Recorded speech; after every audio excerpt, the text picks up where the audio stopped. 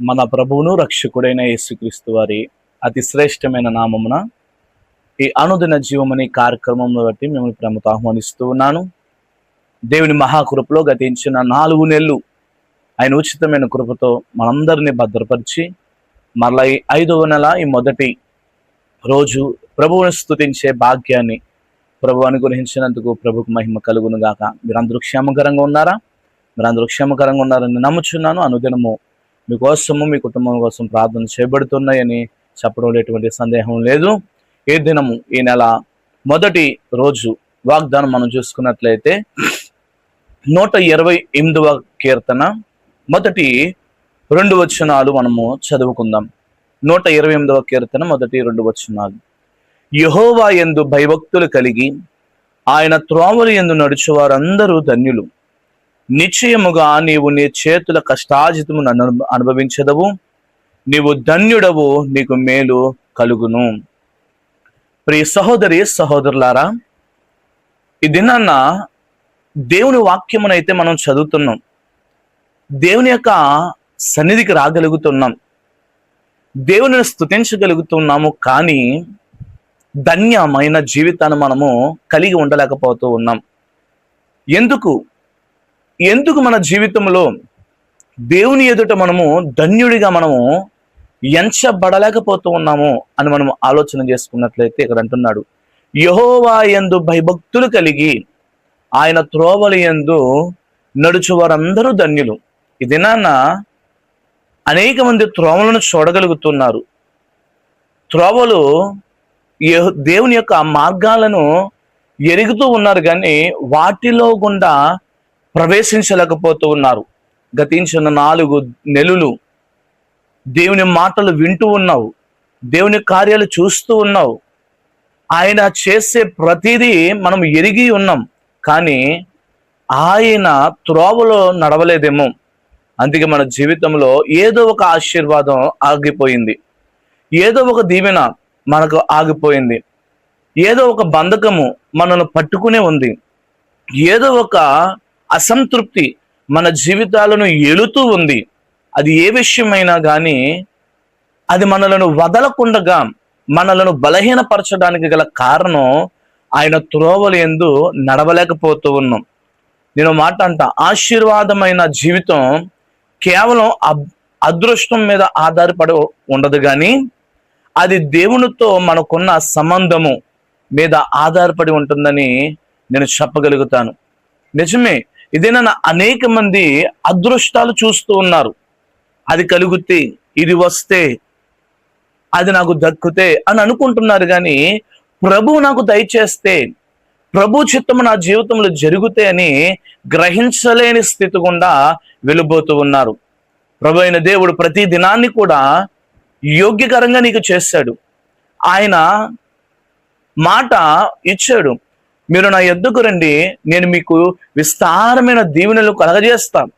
మీరు నడుచు ప్రతి మార్గములో నేను మీకు తోడుగా ఉండి మిమ్మల్ని బలపరుస్తాం. మెట్టడుగా ఉన్న స్థలములను సరళపరుస్తాం. లోయలు గుండా వెళుతున్నప్పుడు నేను మీకు తోడుగా ఉంటాం. గాఢాంధకారములో నీతి సూర్యుడులా మీ ఎడల కృప చూపుతానని ప్రభు చాలా స్పష్టంగా మనకు తెలియపరిచారు. కానీ ఈ దినాన్న ఆయన త్రోవలలో నడిపింపబడలేక, ఆయన త్రోవలకు నడవలేక మనము ఇంకా అదే చీకటి జీవితాన్ని, అదే అసంతృప్తి కలిగిన జీవితాన్ని మనం జీవించగలుగుతున్నాం.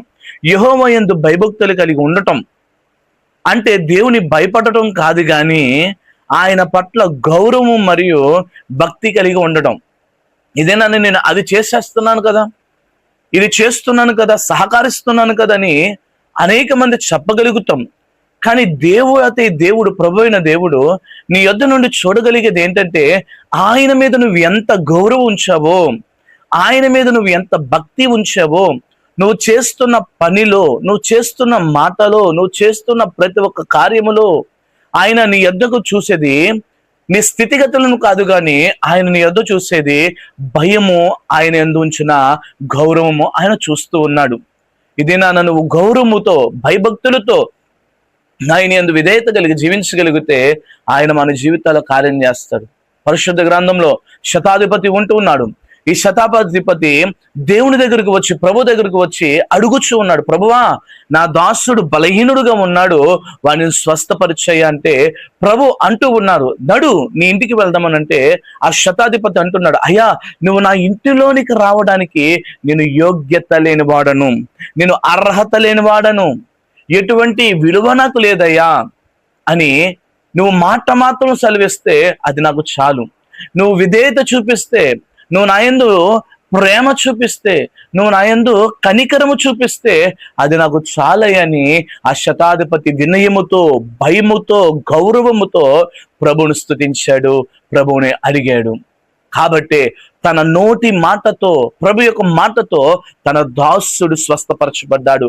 ఇది నీ జీవితంలో కూడా, మన జీవిత పరిస్థితుల్లో కూడా ఈ నెలలో ఏదైతే నువ్వు ఆశించాలని, ఈ నెల ఏదైతే కోరుకోవాలని, ఈ నెల ఏదైతే మన జీవితంలో, మీ కుటుంబంలో, మీ వ్యక్తిగత జీవితంలో, మీ యొక్క జీవనోపాధులలో, మీ ఆరోగ్య విషయాలలో ఏదైతే సమాధానం మనము కోరుకుంటున్నామో, ఏదైతే సంతృప్తి మనం చూడాలనుకుంటున్నామో, వీటన్నిటిని మనం పొందాలంటే మొట్టమొదటిగా యెహోవా యందు అనగా ప్రభు యందు భయభక్తులు కలిగి ఆయన త్రోవల యందు నమ్మకముగా నడిచేవారిగా ఉండాలి.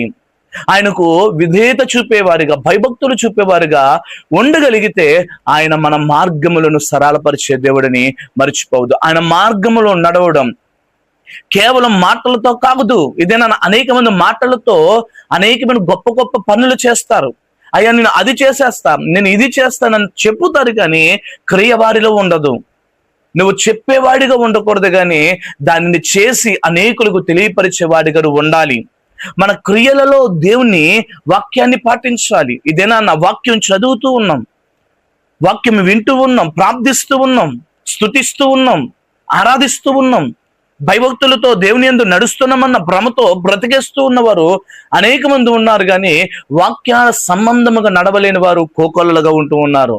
ఇది గతించిన 4 నెలలు నువ్వు దేని ద్వారా నడిపింపబడ్డావు? కేవలం మాటలతో దేవుని స్తుతించేవా? మాటలతో దేవుని ఆరాధించేవా? మాటల క్రియల లేని విశ్వాసం మృతతోలమని ప్రభు అంటూ ఉన్నారు కదా. ఇది నువ్వు క్రియలు లేకుండా దేవుని యందు భయభక్తులతో నడిచేవేమో, అందుకే గతించిన 4 నెలలు ఏది నువ్వు పొందుకోలేకపోయావేమో. కానీ ఇది ఈ 5వ నెల నీకు మేలుకరంగా ఉండాలన్నా, ఆశీర్వాదకరంగా ఉండాలన్నా ఆయన యందు విధేయత చూపి ఆయన త్రోవలో నడిచేవాడిగా ఉండాలి. కష్టానికి తగిన ప్రతిఫలం మనం అనుభవించాలి. దేవుడు సోమరతనాన్ని ప్రోత్సహించట్లేదు, మనం కష్టపడాలి. ఆ కష్టము దేవుణ్ణి ఆశీర్వదిస్తాడు. మనం కష్టపడుతున్న కష్టార్జితము దేవుడు దీవిస్తాడు. ఇదేనా అనేక మంది సోమరులుగా బ్రతికేవారు అనేక మంది ఉంటారు. ఏదైనా కష్టపడే వారిని కూడా తక్కువ చేసి మాట్లాడేవారు అనేక మంది ఉంటారు. సహోదరి సహోదరుడా, కష్టపడము దేవుని యొక్క ప్రాముఖ్యమైన ఆలోచన. ప్రభువు సెలవిస్తున్నాడు, మీరు కష్టపడకుండగా, ప్రయాసపడకుండగా మీరు భోజనము చేయుటకు అనర్హులని దేవుని వాక్యం సెలవిస్తుంది. నువ్వు ఖాళీగా ఉంటే ఏం ప్రయోజనం? కష్టపడాలి. నీ చేతుల కష్టార్జితం, ఇక్కడ అంటూ ఉన్నాడు కదా, నీ చేతుల కష్టార్జితమును నేను ఆశీర్వదించదను. మనము చేసే పనులో దేవుని తోడ్పాటు ఉంటుంది. ఈ నెల నుండి నువ్వు ప్రారంభించు. నువ్వు చేస్తున్న ప్రతి ఒక్క పనిని ప్రభువుకు అప్పగించు. అది చిన్న పనైనా పెద్ద పనైనా, అది ఇతరులకు హాని చేసేది కాకుండా దేవుని సంకల్పాన్ని నెరవేర్చేది ఏదైనా నువ్వు దేవుని యందు విధేయతతో నువ్వు దానిని కొనసాగించింది. మన యొక్క ప్రవర్తన, మన యొక్క నడిపింపు ఇతరులు నిర్మిస్తూ ఉన్నారు. ఈ దినాన్న నేను మాట చెప్తాను, నువ్వు దొంగతనము, వ్యభిచారము, అనేకమైనవి మోసము చేయడం మానివేసి నువ్వు దేవుని దృష్టిలో ఏది చేసినా దేవుడు దానిని దీవిస్తానే ఉంటాడు. కష్టపడే వారిని ప్రభు ఆశీర్వదిస్తాడు, కష్టపడే వారిని ప్రభు దీవిస్తాడన్న మాట మర్చిపోవద్దు. సహోదరి సహోదరుడా, నీ జీవితము అది నీ చేతిలో ఉంది. నువ్వు ఆశీర్వదింపబడాలంటే నువ్వు కష్టపడాలి, నువ్వు దీవింపబడాలంటే నువ్వు కష్టపడాలి. ఇతరులు అనేకమైన మాటలు చెప్తారు, అయ్యా నువ్వు అది చేయొద్దు, ఇది చెయ్యొద్దు, అది చేస్తే నువ్వు ఏంటి, ఇది చేస్తే ఏంటి అని అనేక మంది ఉచిత సలహాలు ఇచ్చేవారు అంటారు, కానీ నీకు సహాయం చేసే, నీ కష్టములో సహాయం చేసేవాడు ఎవరు ఉండరు. కాబట్టి నీ కష్టము దేవునికి ఇష్టానుసారంగా, నీ కష్టము నీ కుటుంబానికి ఆశీర్వాదకరంగా మార్చబడే విధంగా నువ్వు కష్టపడు. ప్రభువు దానిని దీవిస్తాడు. ఆ కష్టార్జితమును నువ్వు అనుభవించడానికి, నీ జీవితం ధన్యకరంగా మార్చడానికి ప్రభువు తోడ్పాటు కలిగిస్తాడని మర్చిపోవద్దు. ఈ నెలంతా నువ్వు చేస్తున్న పనులలో కావచ్చు, ప్రయత్నములలో కావచ్చు, స్థితిగతులు మార్చబడలము కావచ్చు, దేవుని యందు భక్తి, విశ్వాసము, నమ్మకత్వం నువ్వు కలిగి జీవించు. ప్రభు నిన్ను దీవించి ఆశీర్వదించి బలపరచునుగాక. దేవుడు ఇనమంతా మనలను, మన కుటుంబాలను, సంఘమును, ప్రతి వారిని దీవించునుగాక.